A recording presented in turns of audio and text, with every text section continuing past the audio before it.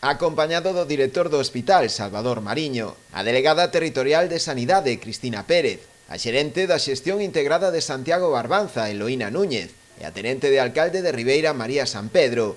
O conselleiro de Sanidade, Jesús Vázquez Almuiña, comprobaba esta mañá o resultado das obras levadas a cabo nesta primeira fase dos traballos, e que consistiron basicamente na ampliación de espazos para unha nova admisión de pacientes. Agora o que se fixo foi a ampliación de espacios, non? Para unha nova admisión, e a partir de agora entra a reordenación interna con, como decía, aumenta os espacios de observación, sitios máis confortables, aumenta tamén os boxes de atención, tamén os boxes de atención aos nenos con salas de espera separadas.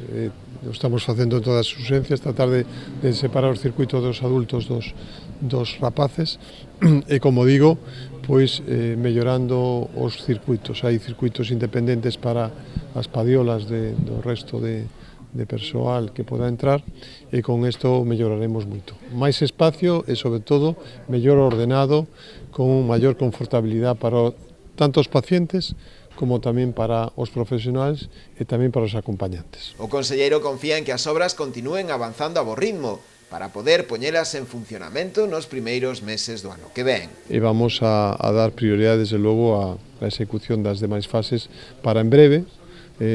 Queríamos saber si seguramente a principio do ano que ven podamos estar con ele en funcionamento. Depende, como digo, pois lóxicamente ao estar facendo a actividade normal de urxencia que non se pode planificar, pois podemos ter algún que outro retraso, pero a idea é poder estar ao principio do ano que ven pois aquí xa con as instalacións novas, como digo, as que necesita esta comarca. As obras de ampliación da área de urxencias do Hospital da Barbanza contan cun investimento de 1,6 millóns de euros.